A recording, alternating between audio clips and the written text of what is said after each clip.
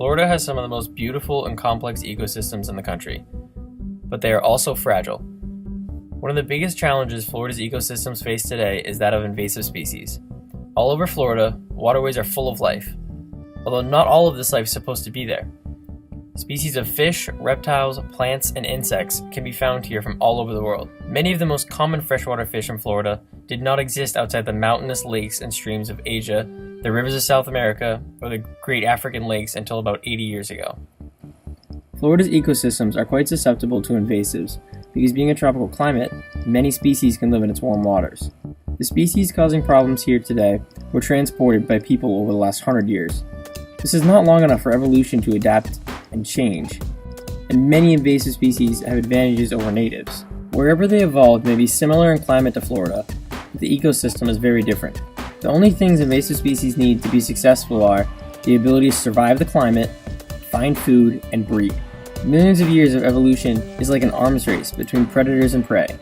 Every time predators evolve to be better, faster, stronger, or generally more able to catch their prey evolves to match that. The problem with transporting species halfway across the globe is comparable to traveling back in time and giving King George the power of the modern military. Their evolution does not match the new ecosystem. This uneven power balance is common in Florida waterways.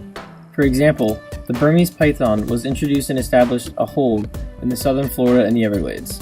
The python's impact on ecosystems of the Everglades is worse than previously thought. What scientists know today is that pythons are outcompeting other predators like native alligators, as well as devastating native prey population. The most severe declines in native species have occurred in the remote southernmost regions of the Everglades National Park, where pythons have been established the longest. A 2012 study found that populations of raccoons, possums, rabbits, foxes, and bobcats have dropped up to 99% since 1997.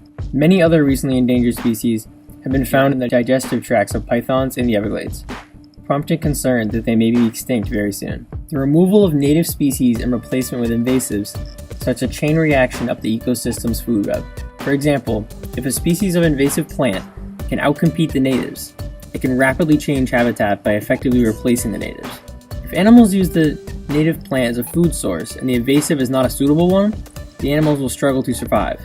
A small change in such a fragile ecosystem can completely crash it, pushing native species to extinction.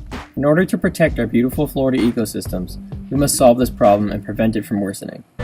Local laws and Fish and Game have helped curb the spread of invasives. In many parts of Florida, fishermen in state-owned areas are not legally allowed to release invasive species back into the water once caught. State laws also restrict the importation, sale, and release of any non-native species. These laws help to protect the furthering of invasive species in the wild and help reduce the population and impact. Some counties have organized and legalized hunting efforts to help diminish the invasive population, one of which is the Python Challenge in the Everglades, where hunting pythons is encouraged by Florida Fish and Game. These hunts remove thousands from the population when their numbers are still growing. The species will most likely be present in the Everglades for many years, altering the ecosystems of Florida forever. Pythons are one of many examples of why we need to stop invasive species before they reach these numbers in the wild. People need to plan ahead and consider the entire life of the animal when buying as a pet, and responsibly surrender the animal to an organization or give it to a friend that can take care of it if they no longer can. As a society, we need to enact change to prevent this practice from occurring any longer and help repair the damage we've already done. Pythons are an example of what has occurred in dozens of species of fish, birds, plants, insects, and mammals. And in order to combat this issue, we need to pass restriction laws, support local government efforts, and fund foster or relocation foundations.